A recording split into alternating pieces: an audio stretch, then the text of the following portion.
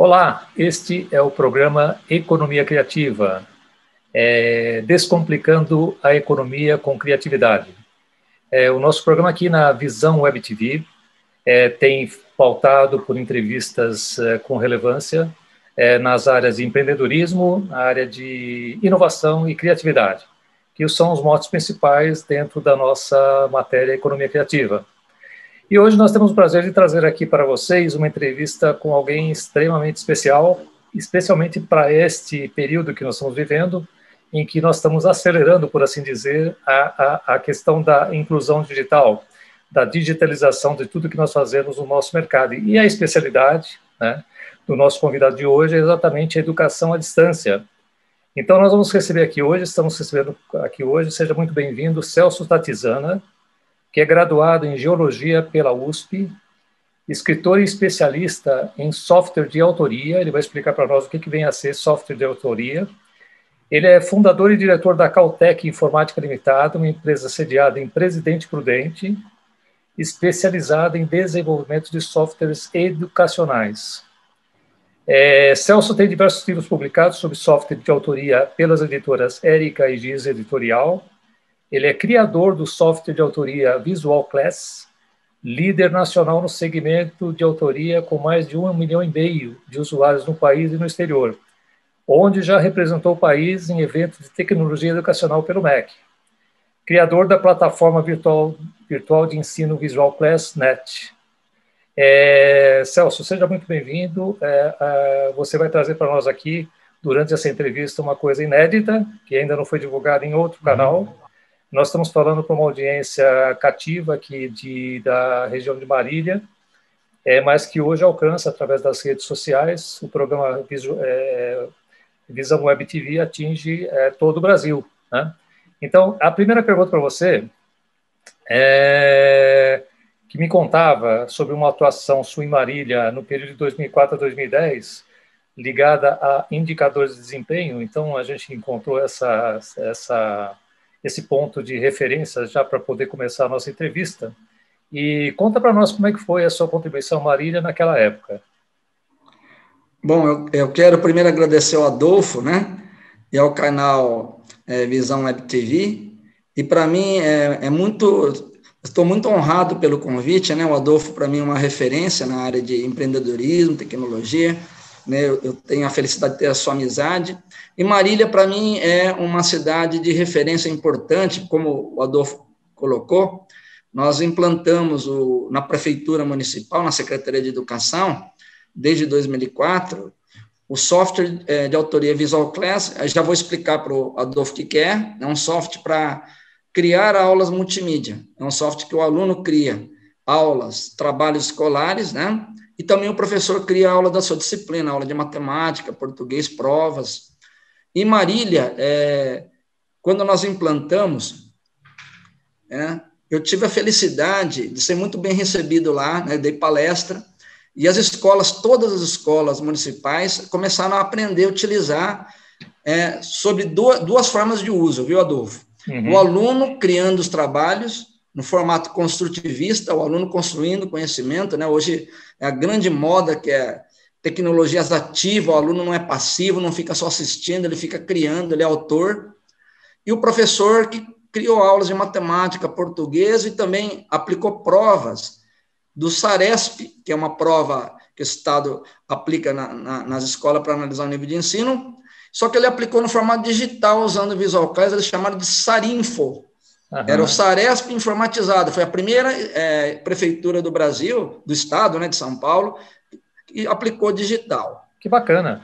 E Marília, é impressionante, mas eu tenho um congresso de educação onde eu tenho um concurso nacional Visual Class de alunos, né, que eu lancei há muito tempo atrás, já tem 11 anos de idade esse concurso, já cheguei a liderar dentro do concurso o Saber, que é o maior congresso de educação de São Paulo, okay. Abriu com o meu concurso já, né? E depois eu passei o evento chamado Enetec, Encontro Nacional de Educação Tecnológica, para Presidente Prudente, e Marília foi tricampeã. Foi campeã fantástico. Em 2008, 2009 e 2010. Ok. É a única prefeitura tricampeã. Para você ter uma ideia, Adolfo, o concurso Visual Class, além de nacional, né, tem Manaus, tem Santa Catarina, tem Prefeitura do Nordeste que participa. Eu recebi equipes da Argentina, da Polônia, de Portugal, do Japão, Ok. né, e de Angola, no Enetec. E nesse monte de concorrentes, Marília foi tricampeã. Só teve 3 prefeituras tricampeãs no Enetec. Foi Marília, primeira vez, depois Rancharia, São Paulo, e Manaus, que é uma capital. Bacana, E o mas que trabalho de fantástico. Marília foi tão bonito dos alunos, eu até lembro do título dos alunos, né, que era embalagens retornáveis. Eles estavam Ah, contra aquele uhum. saquinho de supermercado de plástico. Então, eles começaram a Ah, costurar uma sacola de pano antes da campanha que uhum. depois disseminou no Brasil. Eles foram pioneiros, né? Eles começaram com essa campanha e na cidade distribuíam sacola para os pais substituírem pela sacola plástica, né? Foi tão bonito o trabalho que foram aplaudidos de pé no evento os Nossa, alunos de bacana. Marília, e talvez seja um dos melhores trabalhos até hoje do Enetec, foi esse de Marília, né? Bom, que E, e, fantástico. como, e como Marília aplicou o Sarinfo, começou a melhorar os índices educacionais nas provas externas do MEC também, que é o IDEB. Uhum. E naquele período, eu me lembro que o coordenador de Marília era o Ricardo Petrusa, coordenador de tecnologia. Ele escreveu uma monografia sobre o uso do Visual Class.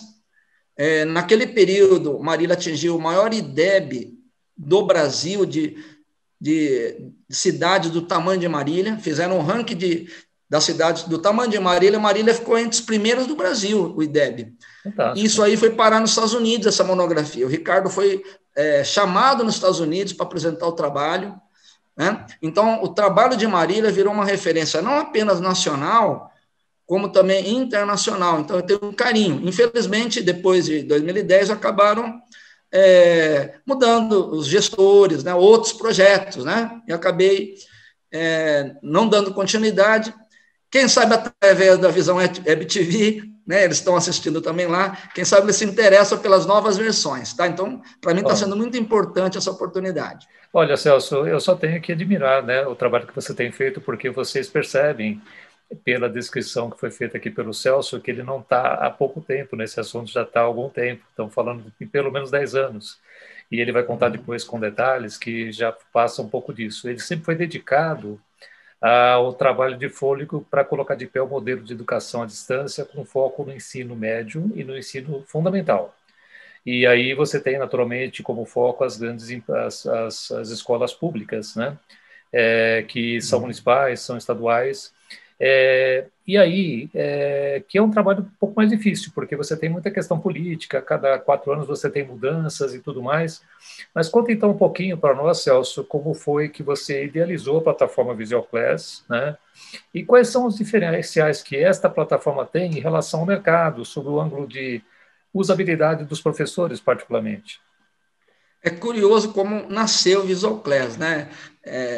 Pouca gente sabe como nasceu, né? Porque Uhum. hoje tem muitos usuários, ninguém sabe como é que nasceu. Eles acham até que nasceu nos Estados Unidos, né? Porque é uma palavra inglesa, né? Uhum. Então eu propositalmente criei, porque tudo que é americano ele chama atenção, né? As maiores empresas de tecnologia. Uhum. Então eu criei da seguinte, a origem foi a seguinte: eu estava lá, eu trabalhava no IPT São Paulo, né? E lá tinha lá um professor da Poli, Sérgio Estomedes, da Engenharia de Minas, me procurou e falou: Celso, aqui na Poli entra 50 alunos e forma meia dúzia. A maioria vai ficando no caminho porque o ensino é muito pesado, é muita matemática, é muito chato. E lá na França, eles usam muito computador para ensinar engenharia de minas, e é muito melhor, o aluno adora computador e tal. Você não poderia encontrar um programa para mim, para eu criar minhas aulas de engenharia, né? Só que eu quero um programa fácil de usar. Não pensa que engenheiro quer programar, não, hein? Engenheiro quer coisa simples também. E também eu quero que seja, dê para trabalhar com banco de dados, Sim. relatórios, provas, né? Uma coisa de ensino à distância mesmo, não é um PowerPoint, uma coisa simples, uma coisa que dê para analisar a aprendizagem, tá bom. Eu falei, ô Sérgio, você quer duas coisas difíceis no mesmo, né? Você quer simples, porque simples e sem recurso tem um monte de software. Com recurso e complexo tem um monte. Agora, você quer simples e que faça aulas complexas. Aí não tem nenhum. Né? Então, eu fui procurar e falei, ó, infelizmente não inventaram um simples e que tenha prova, jogos, não tem. Tem Direct. Em que época foi isso, Celso? Foi em 1996. Ok, 24 anos atrás. Mais de 20 anos atrás. Aí o Sérgio falou, Celso, faz aí, se eu gostar eu te pago. Tá bom. Como não tinha verba, eu desenvolvi de madrugada, colocava lá o disco do Chico Buarque, João Bosco, né, Tom Jobim, que são meus... E ficava de madrugada ouvindo música e criando visual class. Aí, quando eu apresentei para a Poli, foi um alvoroço, né? Porque a reportagem da Folha da Tarde foi lá, entrevistou, né? Então virou um grande acontecimento, saiu no jornal. E aí eu resolvi entrar na área. Então, veja bem, Adolfo, não existia nenhum software como a Visual Class no mundo naquela época, né? Eu criei uma coisa simples de tudo. Então, qual é o diferencial? Simplicidade, qualquer um usa. Uma criança de 9 anos consegue usar o Visual Class, um professor de ensino infantil, né? E tem recursos de avaliação de aprendizagem, provas, nota, desenho animado, vídeos. Então, essa diferencial, ela constrói aplicações profissionais.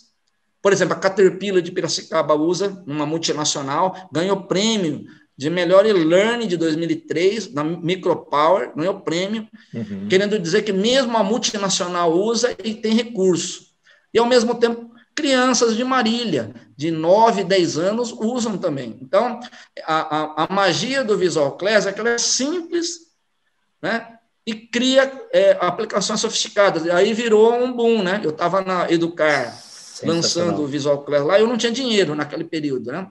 Era 1998, 99, eu fui lá e consegui um stand de graça na Feira Internacional. Me deram. Falaram, ó, aqui é uma fábrica de computador, tem lá um cantinho, você põe lá o Visual Class, porque aí ilustra a minha máquina. Então, você mostra como é que a minha máquina funciona. Só que lotou o stand da Educar, tinha fila. Inclusive, e era um stand pobre, né? Não era um stand, não era um IBM, não era uma Dell, era uma fábrica, eu nem lembro o nome da fábrica, é bem pequenininha, né? E lá veio o Valente da Unicamp, a Léa Fagundes da URGS, e viram e falaram, nossa, isso aqui é muito interessante, ó. Olha o cara criando aula aqui ao vivo, eu criava ao vivo, né? Lotou. Aí o dono da Educar, Carlos Soares, chegou para mim e falou, Celso, eu vejo que você não tem dinheiro aqui, né? Você pegou aqui, por exemplo, o banner do Visual Class era uma porta, que eu pintei uma porta, escrito Visual Class com esparadrapo, com fita colante, e coloquei um arame na Educar. Então, você olhava, era uma coisa tosca, né? E ele achou engraçado, né? Com aquele stand simples, lotou, foi o stand mais... Falou, foi o melhor stand da Educar. Então, eu vou te dar um stand de 50 metros de graça no ano seguinte. Aí cresceu, né? No ano seguinte, aí eu lancei na Educar, aí espalhou,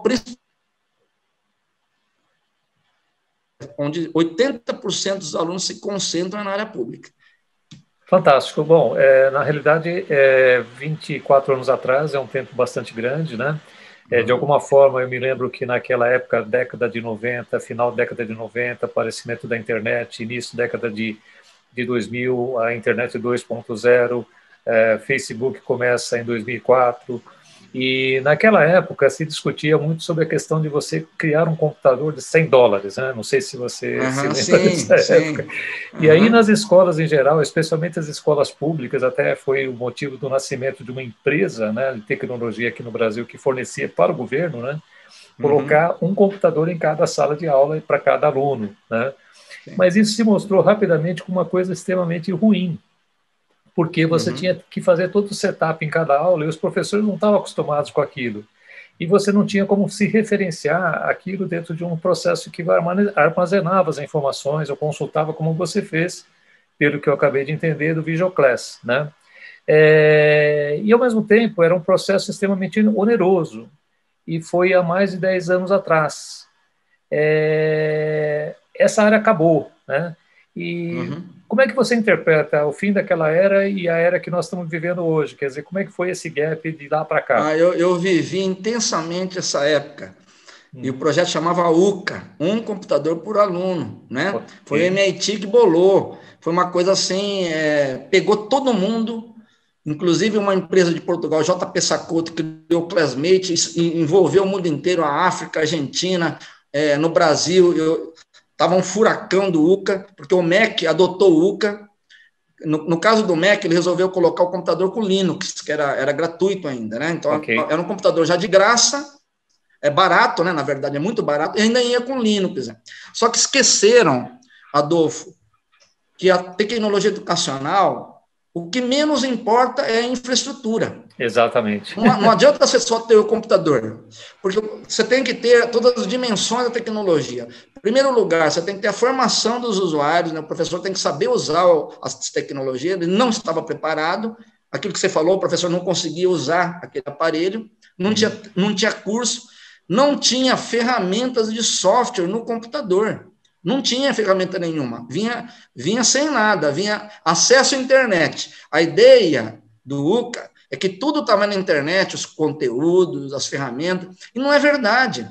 A internet tem muito conteúdo lixo, né? Tem muito conteúdo que não é interessante. E o professor não sabe garimpar ainda nesse universo de conteúdo. Ou seja, não tinha uma ferramenta nenhuma para criar uma aula, uma prova, uma atividade pedagógica. Como é que você coloca um aparelho que não dá para criar nada? Né? Era tudo na internet. Outra coisa, né, Adolfo? O Brasil nunca teve banda larga de qualidade para todo mundo. Como é que você pega um aparelhinho que só funciona na internet? Eu falei, isso aí é um elefante branco. Sim. Você coloca um aparelho que o professor não está preparado, não tem conteúdo, não tem ferramenta. A internet nossa não é boa. É óbvio que ia fracassar. Eu falei já na reunião, em várias reuniões da Intel, em várias reuniões, eu falei, vai fracassar o projeto. Mas como é que você sabe que vai fracassar? Não precisa ser inteligente para dizer isso, né? Uma coisa é uma realidade, às vezes, nos Estados Unidos, que você tem banda larga, professores melhores preparados, você tem softwares, tem a software house lá, e outra é uma realidade num terceiro mundo, onde não é tão frequente o uso da tecnologia. É claro que só podia fracassar. E aí, fracassou um projeto que, se viesse no momento certo, com todo o ferramental e com todo o preparo, talvez teria ajudado na pandemia. Talvez teria ajudado, né?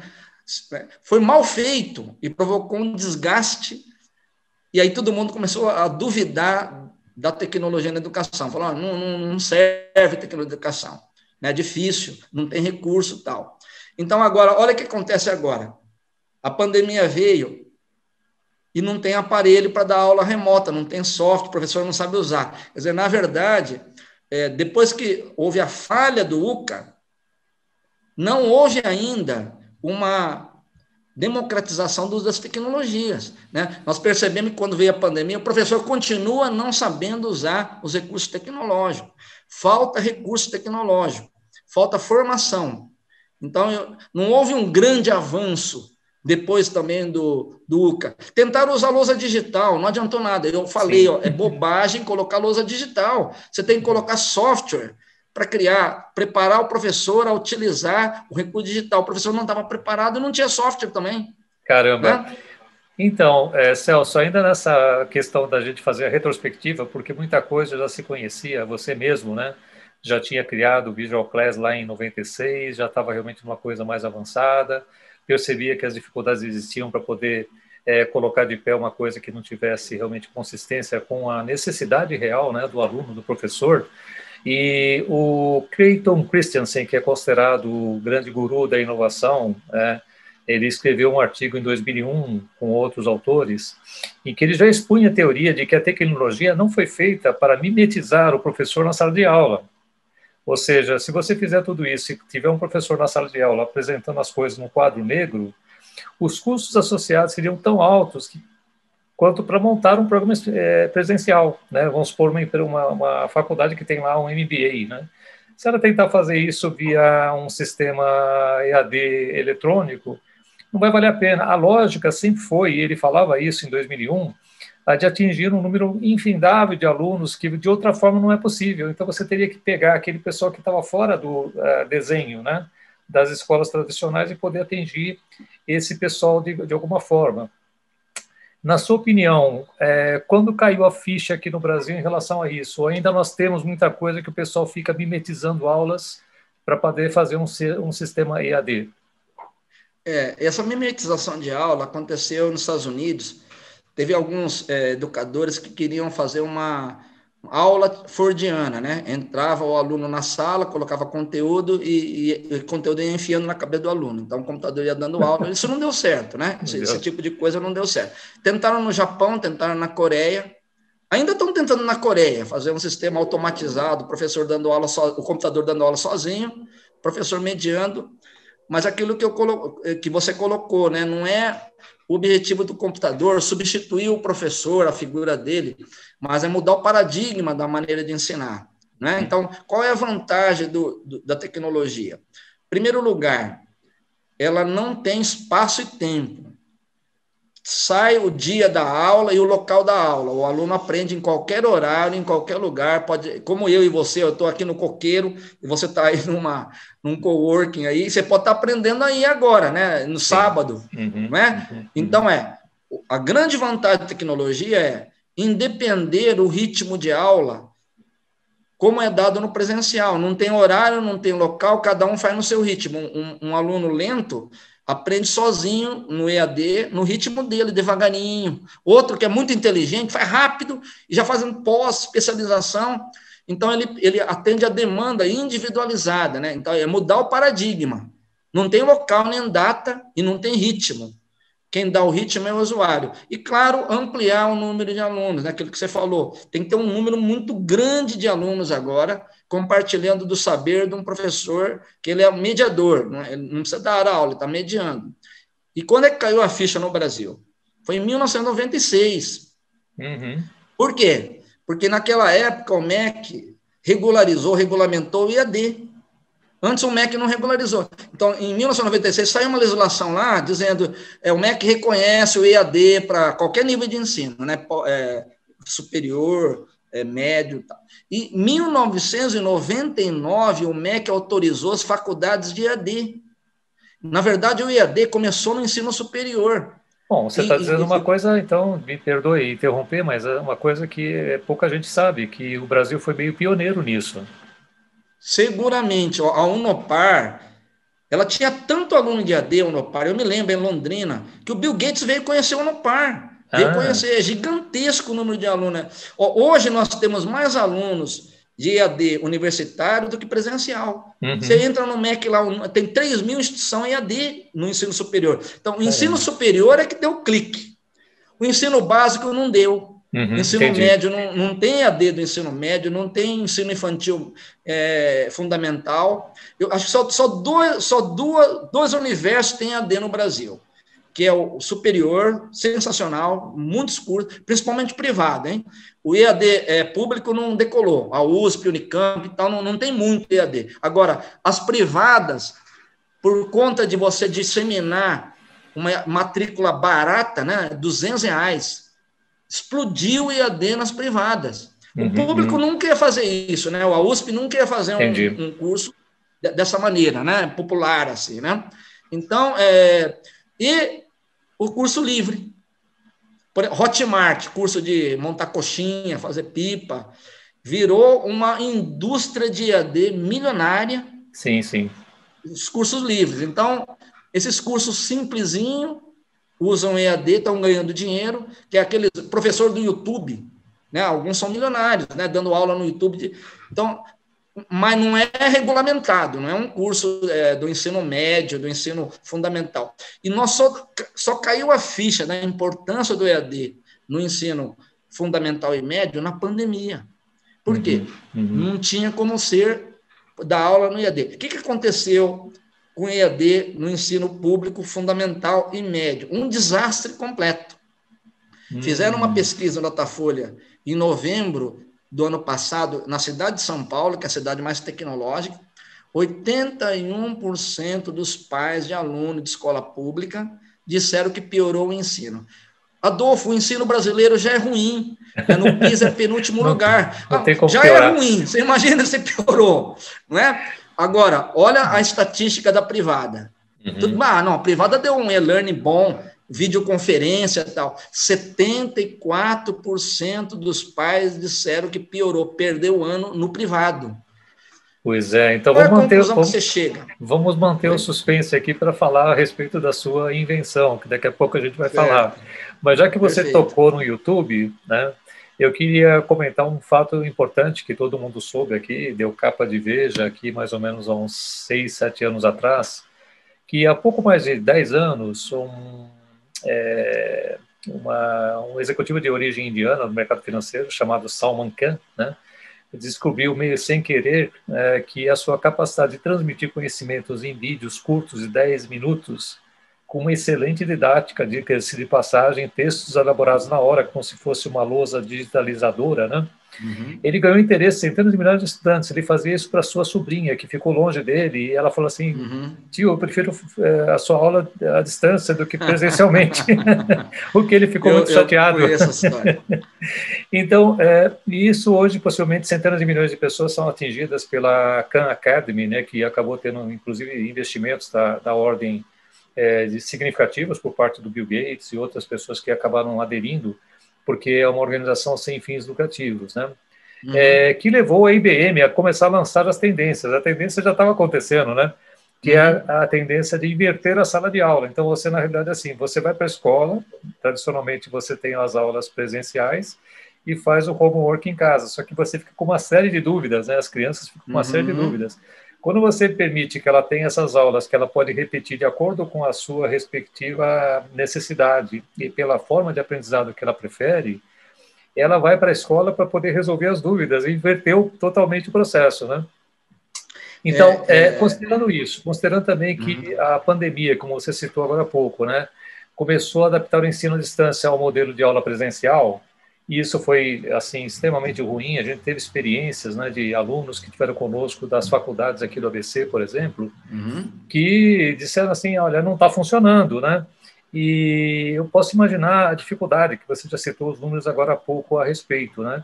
Então, essa transformação de como você fazer a aula, como você dosar a aula e inverter a sala de aula, o que você quer comentar a respeito disso?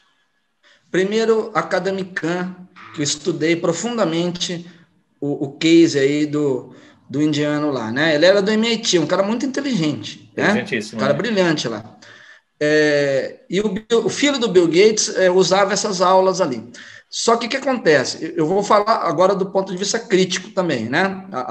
Foi brilhante, uma ideia boa, que até agora influenciou, vieram muitos youtubers com base nisso aí, teve um efeito muito positivo, mas teve o lado ruim também, que é o seguinte, os vídeos da Academy Khan, ele basicamente repete o modelo expositivo, que é o professor dando aula e o aluno passivamente assistindo. Então, quando o aluno é inteligente, funciona.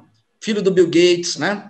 Quando o aluno tem grave dificuldade de aprendizagem, esse modelo não funciona, porque o aluno tem muita dúvida. Você está explicando no vídeo, ele não está entendendo direito. Então, você tem que ter uma tecnologia mais interacionista entre professor e aluno, principalmente em ensino público, né? Então, quando a Academy Khan veio no Brasil, o MEC adotou e também a Fundação Lehman. Sim. E jogaram nas prefeituras as aulas, e eu falei, vai ser um desastre.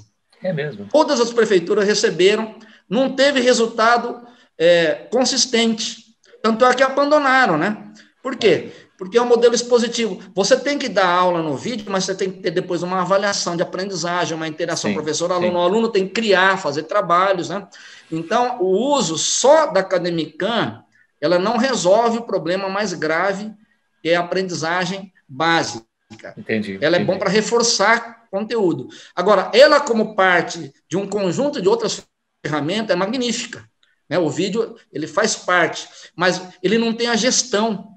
Você não sabe se o aluno assistiu, se o aluno está aprendendo. Né? Apesar da Academy Khan estar melhorando, colocou outras ferramentas, ela ficou meio Frankenstein, né? Ela foi tentando arrumar né? Então, quando você fala em mudar o paradigma, não é botar o professor presencial ali no computador, é muito mais do que isso.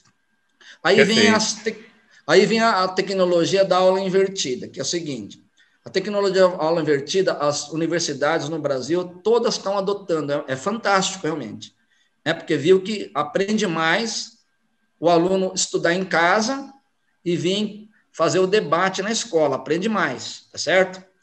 Só que a tecnologia ativa, ela tem que fornecer um ferramental para o aluno também produzir conteúdos, né? Então, a tecnologia ativa não está sendo usada, na minha opinião, na totalidade, no Brasil e no mundo, está sendo mal usado, poderia ser melhor usado se instrumentalizasse o aluno e o professor com ferramentas de gestão. A gente acompanhar a vida do aluno, as provas, as aulas, a presença, relatórios, isso aí. Isso não está sendo feito. Você passa atividade e você não tem gestão dessas atividades, né? Então, essa é a contribuição que eu tenho. É excelente a ideia da tecnologia ativa, mas dentro de um contexto mais amplo de ferramentas de LMS, Learning Management System. Você tem que fazer gestão desses conteúdos e hoje está se fazendo pouca gestão.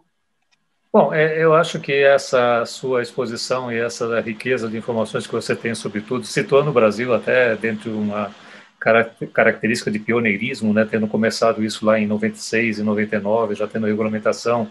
Então, algumas coisas aqui no Brasil funcionam bem assim, você fica até surpreso, né? E essa parte das faculdades, sem dúvida nenhuma, para mim também é uma informação que eu não conhecia, né, que você tem mais alunos universitários fazendo EAD do que o contrário.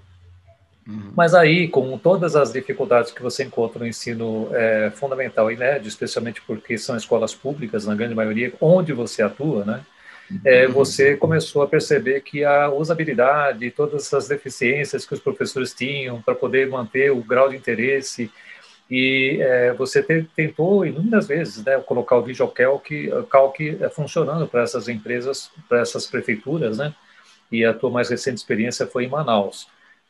E aí, de repente, deu um clique, né? E você falou assim, não, eu vou fazer alguma coisa que coloque realmente todo mundo a par do que está acontecendo com essa interação que você falou, mas usando uma ferramenta, alguma coisa simples que todo mundo tem acesso. Então, conta para nós qual foi a grande invenção e já fala também a respeito dos seus primeiros negócios fechados no ano passado em função disso.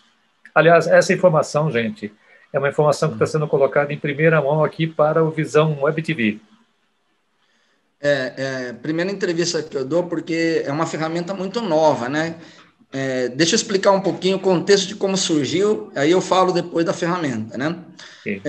No ano de 2019, Adolfo, era o ano de Prova Brasil, né? O ano de Prova Brasil é o ano que mexe todas as escolas, porque o MEC carimba as escolas públicas com uma nota de 0 a 10, que é o IDEB, né? O Índice de Desenvolvimento da Educação Básica.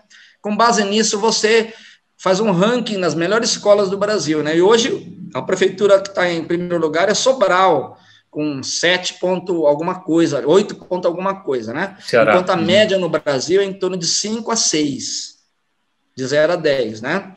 Então, todo mundo veio me procurar, Celso, como é que a gente melhora o IDEB? Eu falei, é fácil. O IDEB, ele é medido por uma prova que o MEC aplica de matemática e português no final de cada ciclo, no 5º ano, no 9º ano e no 3º médio, é uma prova de 44 questões. O valor dessa prova, né, a média da nota da escola, mais o fluxo escolar, a taxa de repetência, aprovação, você tem o IDEB. Então, vamos imaginar assim, a média de aluno de uma escola de matemática e português foi 6, nota 6. IDEB 6, não, o IDEB ainda não é 6. Quantos por cento aprovaram nessa escola? 90% dos alunos passaram de ano. Então, 0,9 vezes 6 dá 5,4. Você tem que multiplicar. Okay. Quer dizer, então, todo mundo quer melhorar o IDEB. O sonho do secretário e do prefeito é melhorar o IDEB. Né? Então, eles me procuraram, 5 prefeituras me procuraram, Macapá, Anadia, Manacapuru, Presidente Prudente, Altamira, falando, Celso, eu quero melhorar o IDEB. Falei, é fácil.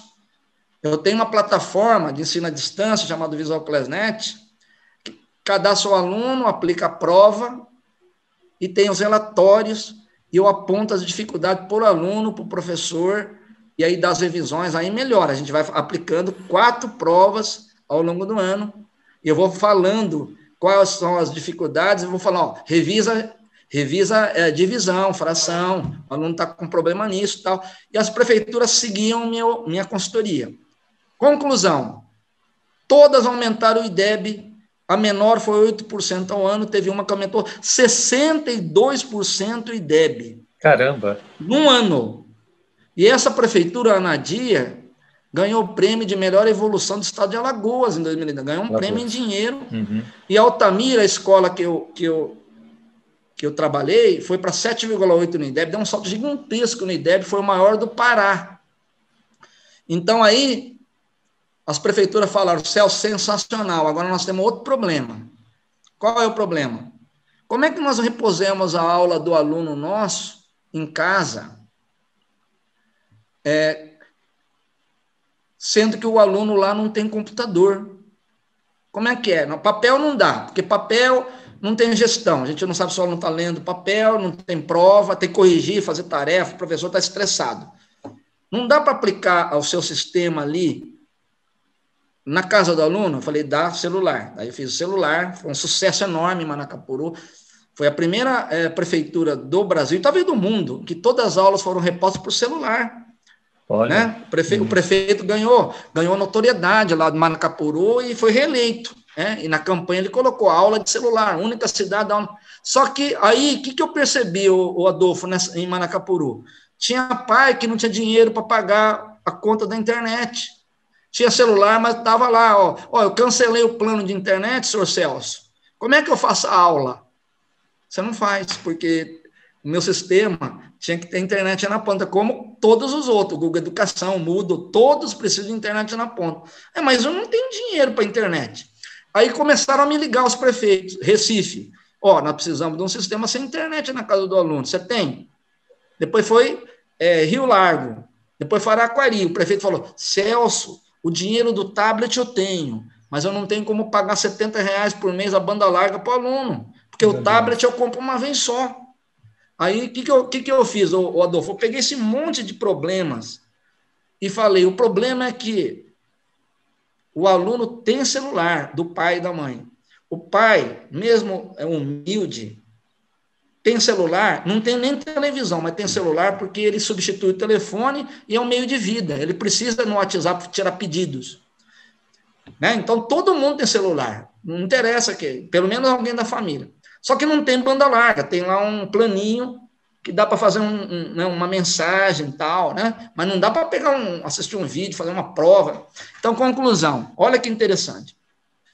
O governo Dória fez um portal de internet para repor a aula em casa. O aluno vai lá e baixa do portal a aula, faz a prova eletrônica. Aí eu fui ver quantos % dos alunos de São Paulo acessaram o portal. Saiu na Folha de São Paulo semana passada. 30%. O lugar mais tecnológico do Brasil, mais tecnológico é São Paulo. Muito pequeno. 70% fizeram no papel. Significa que todas as tecnologias de e-learning não estão enxergando que o aluno pobre, o aluno não tem banda larga. Então, o que eu fiz? Em novembro agora, eu lancei uma plataforma de ensino à distância, que o aluno vai na casa fazer sua aula com celular, sem internet. Eu chamei de plataforma de ensino híbrido, né? Porque agora o ensino será híbrido, uma parte vai estar presencial e outra parte vai estar na casa. E a casa, como é que eu atendo a casa se não tem celular, se não tem internet? Então, como é que ele funciona? Falei, mas como? Não entendi. Sem internet, como é que ele vai pegar a aula no celular, a nota do celular, gestão, né? Calma, eu vou te explicar, né? Todas as escolas públicas do Brasil têm internet. O MEC colocou internet até na zona rural com parabólica. O programa do MEC chama Educação Conectada.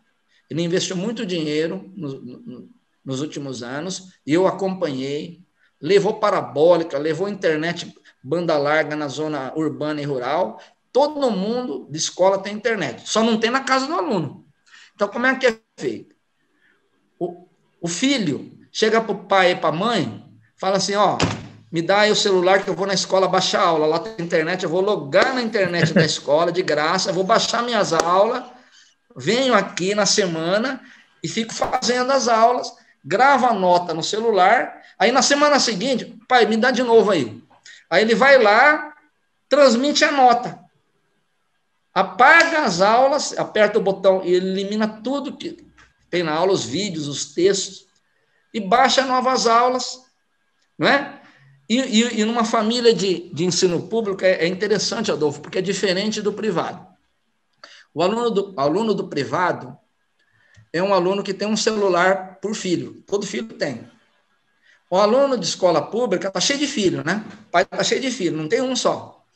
E esses filhos estão tudo na escola. Então, o celular do pai, um monte de filho usa. Então, você tem que criar perfil, tipo Netflix no celular. Olha. É o Joãozinho, a Maria, onde cada perfil vai ter a aula do aluno. Então, eu criei um sistema tipo Netflix de aula. Em vez de ser filme, é aula. Então, tem a fotinha do aluno. Então, um dos filhos vai na escola, baixa a aula para os outros irmãos. Olha. Baixa para todo mundo. Aí cada filhinho vai, toca no seu perfil, tem a aula dele, grava, tem a nota, e no final o professor não corrige as provas. O sistema corrige sozinho, tem gráficos, relatórios, tem atividade semanal, dá para saber se o aluno fez uma leitura de um livro, viu um vídeo, fez uma prova, tem tudo que o aluno fez durante a semana, tem uma gestão de aprendizagem. O problema é a gestão, é corrigir isso aí e transformar em relatório. É um big data de dados pedagógicos. Então, eu criei um sistema que trabalha com esse big data. O aluno é um elemento desse big data. Ele fica fazendo atividade, vai registrando tudo na nuvem. Então, claro que quando eu apresentei para Álvares Machado, para o prefeito, né, eu lancei em novembro. Dezembro, ficaram sabendo, não sei como, e me ligaram. Falaram, olha, eu vi um boletim Class News aí, que você inventou uma coisa que a Google não faz. A Google Educação, que é o sistema mais usado no mundo, não é offline. E nunca vai ser, porque não tem interesse, né? O Google vive de internet, de busca na internet. Bom, então, eu estava usando o Google Educação, não conseguia, estava usando o portal, eu não consigo gestão. Eu estou louco, o professor não aguenta corrigir tarefa. Celso, sabe como é que o professor corrige tarefa? Manda apostila, o aluno tem que fotografar no WhatsApp que está fazendo, aí manda foto, aí o professor vê a foto do aluno fazendo, entra no Excel, planilha. Eu falei, não, isso aí é coisa da idade da pedra, né? Isso aí é um negócio ridículo, né? Sim, não tem sentido fazer isso, né? É o que todo mundo está fazendo. Então, conclusão, o prefeito viu, já vou fechar. Na palestra do prefeito, já fechei. A Nadia, a secretária, viu, falou, nossa, isso aqui é um ovo de Colombo. Como é que eu adquiro? Então, na verdade, eu nunca tinha lançado um produto num mês e comercializar no mês seguinte, porque a área de tecnologia ela é muito demorada. A Amazon só começou a ganhar dinheiro 10 anos depois, a Google também. A hora que você lança o YouTube deu prejuízo muitos anos, você sabe disso. Até hoje o Uber dá prejuízo. Tudo de tecnologia demora para rentabilizar, você sabe disso. Esse produto eu mal lancei e rentabilizou. Uau. Então eu fiquei surpreso, né? Falei, isso é muito bom, eu mal lancei, já tô vendendo. Não, é uma fila de prefeito, uma fila atrás de mim. Eu não estou dando conta de videoconferência, né? Vem aqui para Alagoas, vem aqui para Brasília, vem aqui para o Rio de Janeiro. Eu falei, não dá por causa da pandemia. Então, eu estou fazendo as apresentações via Zoom. Bom. Tá certo? Por conta disso, né? Que ela virou realmente uma coisa meio assustadora, né? Quer dizer, nós estamos algo que... nós estamos aqui para testemunhar que isso é realmente de fato, porque nós estamos fazendo essa gravação no sábado, né? E você está, durante a semana, atendendo os pedidos que estão chegando nessa questão. Eu fico muito feliz de trazer essa informação aqui em primeira mão, porque quando nós soubemos a respeito dessa sua invenção, dessa sua criação, desse seu sucesso nas primeiras comercializações, falando com amigos comuns aí do IPT, o Ogura, por exemplo, a gente falou, caramba, esse negócio a gente precisa dar a divulgação quanto antes, porque possivelmente o que você está falando, até pelo ineditismo, né? servirá para utilização muitas vezes em outras localidades fora do Brasil, né? Que talvez enfrentem o mesmo tipo de problema, né? Então, África, América do Sul, de não tem banda repente você larga tem um boa, produto né? que vai ganhar mercado internacional. Então é muito bacana, parabéns. É super importante saber que isso está acontecendo aqui no Brasil com coisas que você só consegue fazer isso, vocês que estão assistindo percebem, né? Pelo fato das pessoas que desenvolvem produtos e modelos novos estarem em constante conexão com o mercado. Não tem como fazer isso sem você entender como é que funciona na ponta, né? E foi Exato, as exatamente essa. dores do cliente, né? As dores do Exatamente. usuário. Você tem que. E é interessante, Adolfo, que a Constellation, que é uma multinacional, a maior empresa de tecnologia do Canadá, né? Ela está na Bolsa de Valores, ela é muito maior que o Positivo Informática, que é a maior empresa brasileira de tecnologia. Sim, Né, que sim. é aquela fábrica de computadores lá de Curitiba, né? O Hélio Rotenberg, o dono, é meu amigo, né? É uma empresa já internacional, é gigantesca o Positivo. Só que a Constellation é muito maior. A Constellation, ela compra estrelas de tecnologia de vários países, por isso que é Constellation, né? Sim, Então, sim. ela pega os melhores empresas de tecnologia por segmentos verticais. Então, o melhor de tecnologia educacional, o melhor de saúde, o melhor de tecnologia e engenharia, e assim vai. E no Brasil, ela achou que a Caltech ela é, né, a mais proeminente na área de tecnologia educacional. Né? Eu levei um susto, né? Porque eu não sou a maior empresa de tecnologia, muito longe disso. Né? Tem empresas muito maiores. Mas ela achou que a minha é inovadora. Então, há 3 anos Uhum. que a Constellation está fazendo uma análise para comprar 100% das ações da Caltech. Né? Então, esse ano, ela de novo entrou em contato, falou, Celso, você não tem interesse de vender, de virar de colocar na Europa, nos Estados Unidos? Nós temos como colocar você fora do Brasil. Né? E eu estou analisando, né? Eu nunca digo não, viu, Adolfo? Não, Alguém mas é vem falar importante. comigo, eu nunca digo não, mas eu também tenho que analisar o prós e contra, né? Será que eu Sim. preciso vender minha empresa para conquistar o mercado internacional, ou será que eu sozinho, através dos trabalhos, eu consigo alcançar? Eu não Bom, sei, realmente eu não sei, e deixei uma grande interrogação, estou muito aberto a discussões, né? bom. Mas é agradável saber que uma multinacional do porte da Constellation está interessada nas nossas soluções. Você colocou na mesma conversa uma empresa que eu havia mencionado aqui anteriormente, porque a Positivo, né? Ela nasceu exatamente para atender o mercado de governo, né? Na época do computador em cada classe, né, em cada aluno, né? E você citou a Constellation que tem essa visão. Agora, a partir do momento que você tem um produto que deu certo no Brasil e vai expandir aqui dentro, certamente você tem muito terreno pela frente, né? Para poder desenvolver esse produto aqui e tornar a tua empresa mais e mais, digamos assim, rentável. E a partir desse momento é que você está em condições, de fato, na minha visão, pelo menos, de fazer alguma alçada internacional. Seja através de uma empresa já existente lá fora, ou seja diretamente, porque hoje não faltará, na nossa visão, recursos para que você possa se capitalizar e fazer esse negócio acontecer.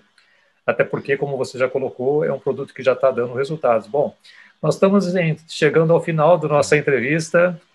Foi uma entrevista extremamente interessante, espetacular mesmo, pelo ineditismo daquilo que você trouxe aqui hoje, Obrigado. Celso.